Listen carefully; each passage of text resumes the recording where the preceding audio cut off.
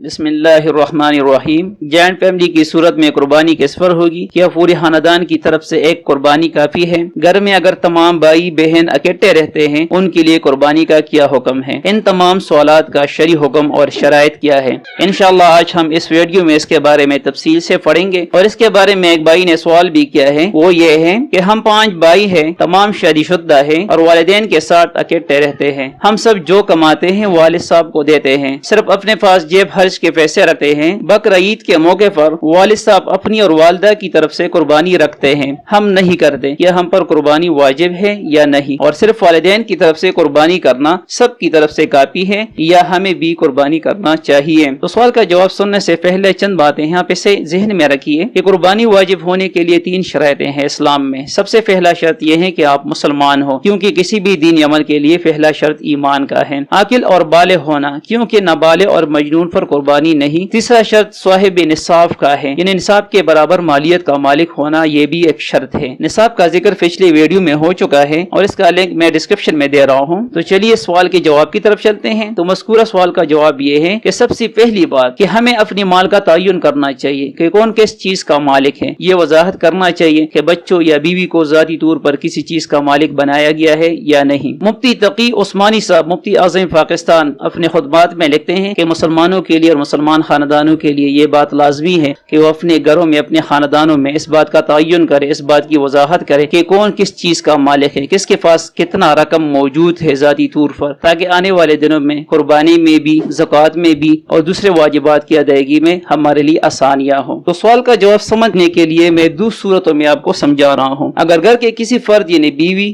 بیٹوں یا بیٹیوں کے پاس اپنی ذاتی مال نصاب کی مقدار میں موجود ہو تو ان پر الگ قربانی واجب ہے، یعنی جو صاحب نصاب ہوگا ذاتی مال کا اس پر قربانی واجب ہوگا، چاہے وہ بیٹا ہو یا بیوی ہو یا بیٹی ہو۔ دوسری صورت یہ ہے کہ اگر گھر کے تمام افراد ایک ساتھ رہتے ہیں، ان کے اخراجات اور آمدن کا سربراہ اور مالک صرف ان کا والد صاحب ہے، جس طرح کے سوال میں پوچھا گیا ہے، تو اس حالت میں صرف والد پر قربانی واجب ہے اور ایک قربانی کرنا کافی ہے، کیونکہ باقی افراد کے پاس اپنا ذاتی مال نہیں اور وہ صاحب نصاب نہیں، اس لیے اس پر قربانی واجب نہیں۔ یہ بات یاد رکھیں، اگر والدہ صاحبہ کے پاس ذاتی مالیت نصاب کے برابر نہیں تو ان پر بھی واجب نہیں۔ ہاں اگر ثواب کے لیے نفلی قربانی کی جائے تو بہت ہی بہتر عمل ہے۔ مذکورہ جو سوال ہے اس میں یہ بھی لکھا گیا ہے کہ والد صاحب اپنی اور اپنی والدہ کی طرف سے قربانی کرتے ہیں، اس صورت میں دونوں پر قربانی واجب نہیں، صرف والد صاحب پر قربانی واجب ہے۔ اور جو بیوی کے لیے ان کی والدہ صاحبہ کے لیے کر رہی ہیں تو وہ ایک نفلی قربانی ہے، اگر وہ جوائنٹ فیملی ہے اور اس کا سربراہ ایک ہی ہے تو صرف ایک ہی قربانی واجب ہوتی ہے۔ یہ وضاحت احسن الفتاوی جلد 7 صفحہ نمبر 497 پہ بھی لکھا گیا ہے اور آپ کے مسائل اور ان کا حل جلد 4 صفحہ نمبر 177 پر بھی لکھا گیا ہے۔ قربانی ایک بہت بڑی عمل ہے، اس کی اللہ تعالیٰ بہت اجر دیتا ہے، جس کا ذکر ہم نے تفصیل سے قربانی کی فضیلت اور اہمیت کی ویڈیو میں کر چکے ہیں، اور اس کی اہمیت کا اندازہ ہم یوں لگا سکتے ہیں کہ ہمارے نبی پاک صلی اللہ علیہ وآلہ وسلم ہر قربانی پر 2 بکرے ذبح کرتے تھے، ایک اپنی امت کے لیے اور ایک اپنے لیے،